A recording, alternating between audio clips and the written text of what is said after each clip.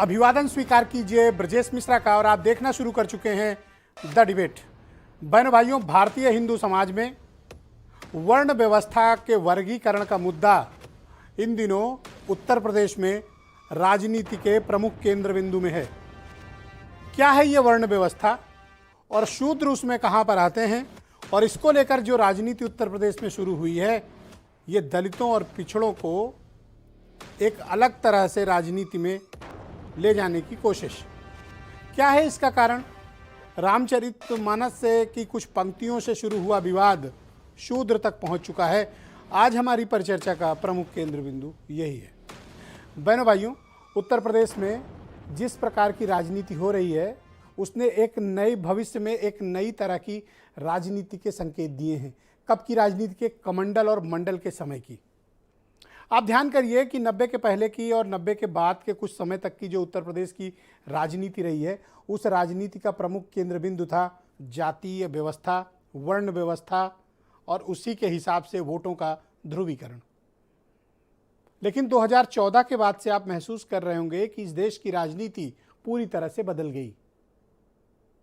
जिन जातियों का vote bank माना जाता था, वो जातियों का बंधन टूट गए। तो जब इन जातियों के बंधन टूटे तो बेनिफिशियरी कौन था? भारतीय जनता पार्टी। इसलिए 2014, 17, 19 और 22 भारतीय जनता पार्टी ने उत्तर प्रदेश में बहुत मजबूत राजनीतिक पैठ हासिल कर ली है और इतनी राजनीतिक ताकत पैदा कर ली है कि विपक्ष के लिए उसे चुनौती देने में बेहद कठिनाई आ रही है और कई पार्टियां तो सिर्फ 2% वोट तक सिमट गई हैं। क्या कारण है?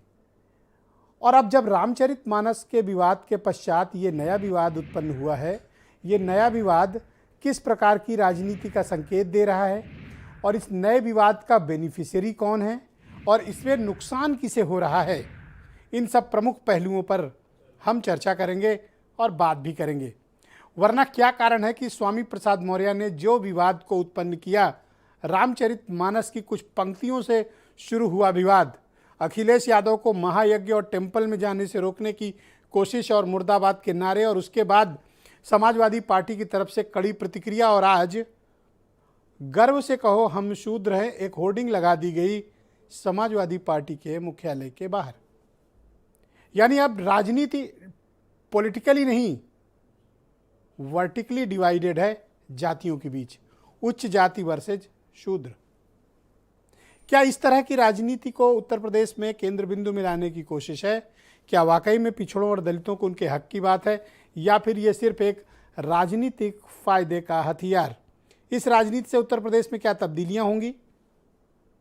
बेनिफिशियरी कौन कौन है? और बीजेपी ने जिस प्रकार का उत्तर प्रदेश में राजनीतिक वातावरण तैयार किया, क्या विपक्ष के पास एक ब्रह्मास्त्र लग गया है और इस ब्रह्मास्त्र के जरिए ही भारतीय जनता पार्टी को 2024 में अपोजिशन टक्कर देगा? क्योंकि महंगाई, बेरोजगारी, शिक्षा, स्वास्थ्य, किसान, मजदूर, युवा, इन सब के मुद्दों पर बीजेपी को घेरने में विपक्ष को काफ़ी कठिनाई आ रही है और जनता को समझाने में भी कठिनाई आ रही है। तो जनता किन चीज़ों को आराम से समझती है? रिलीजन और कास्ट को, और अपोजिशन के हाथ वही ब्रह्मास्त्र लगा है। आप कुछ बयान सुने और आज की परिचर्चा बेहद दिलचस्प है।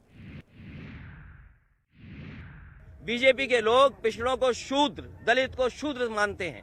बीजेपी के लोग हम सबको शूद्र मानते हैं। उनको ये तकलीफ है कि हम उनके धार्मिक स्थान पे क्यों जा रहे हैं, गुरु संत लोगों से आशीर्वाद लेने के लिए। कुछ लोग महिलाओं, आदिवासियों, दलितों, पिछड़ों को